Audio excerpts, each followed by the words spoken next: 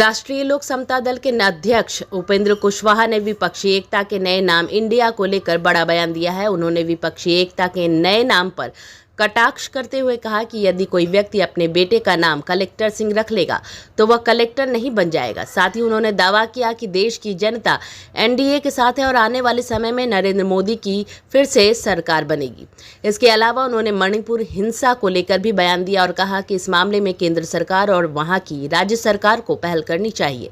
साथ ही यदि वहां के समाज आगे आकर सहयोग करते हैं तो वहां की समस्या का समाधान जल्दी निकल पाएगा। उन्होंने कहा कि मणिपुर हिंसा एक गंभीर मामला है और इस पर केंद्र और राज्य सरकार दोनों को कोई ठोस कदम उठाकर समस्या का समाधान करना चाहिए। मीडिया के सवालों का जवाब देते हुए उपेंद्र कुशवाहा ने लोकसभा चुनाव के दौरान कितनी सीटों पर वह चुनाव लड़ेंगे इस पर भी उन्होंने अभी तक अपना पत्ता नहीं खोला और कहा कि अभी वह प्रेस को बताने की स्थिति में नहीं है। इसके अलावा उन्होंने मुख्यमंत्री नीतीश कुमार की आलोचना की और कहा कि बिहार में एक बार फिर से जंगल राज वाली स्थिति बन गई है और मुख्यमंत्री नीतीश कुमार जैसे बड़े कद के लोग अब झूठ भी बोलने लगे हैं।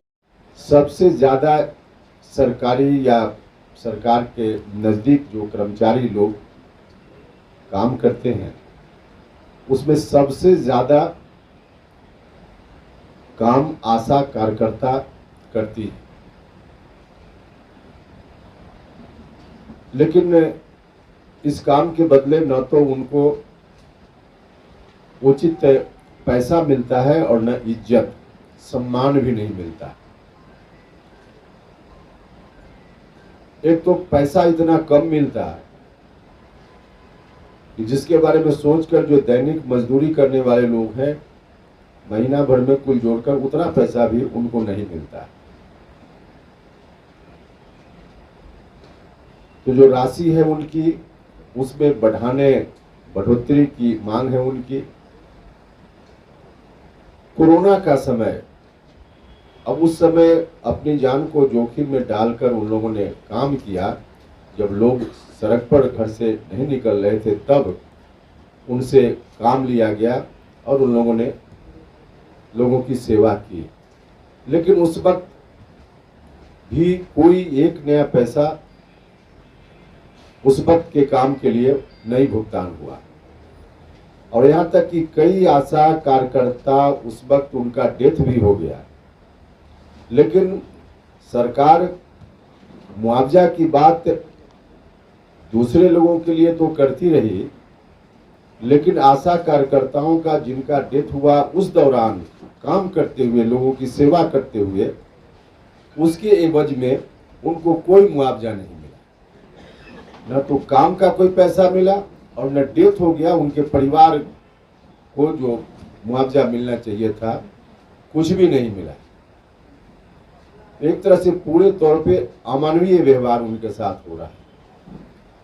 और दूसरी ओर 24 घंटा उनकी ड्यूटी होती है। किसी भी समय रात के 2 बजे भी कोई डिलीवरी का पेशेंट हो तो उनको जाना है लेकर अस्पताल में, कहीं स्वास्थ्य केंद्र पर जाती हैं, 24 घंटा काम करती।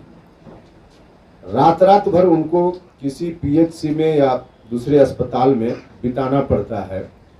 वहाँ उनको साधारण जो सुविधा होती है, कहाँ बैठेंगी, कहाँ शौचालय का इस्तेमाल करेंगी, कुछ भी नहीं उनके लिए है। रात भर किसी तरह से बैठकर गुजारती है इधर उधर करके। कम से कम राज्य की सरकार को उनके लिए, एक तो उनकी मांग है और हम उनकी मांगों का समर्थन करते हैं कि हर जगह स्वास्थ्य केंद्र पर जहां आशा कार्यकर्ता जाती हैं वहां एक अलग से उनके लिए कमरा राज्य की सरकार बनवाए, जिसमें सुविधा, शौचालय इत्यादि की सुविधा, बैठने की सुविधा उनको मिल पाए। यह तो बिल्कुल मानवीय चीज है जिस पर सरकार को ध्यान देना चाहिए। और उल्टे एक तो कुछ कोई सुविधा नहीं और वहां के कर्मचारी या दूसरे लोग जिस रूप में प्रताड़ित करते हैं, अपमानित करते हैं, तो एक सुविधा उनके लिए वहां होनी चाहिए। कोरोना के समय जो उन लोगों ने सेवा की उसके बदले में उनको राशि मिलनी चाहिए। कोरोना के समय जिनका डेथ हुआ उनको मुआवजा मिलना चाहिए। और उनकी जो राशि ऐसे बाकी दिनों मिलती है उसमें बढ़ोतरी होनी चाहिए।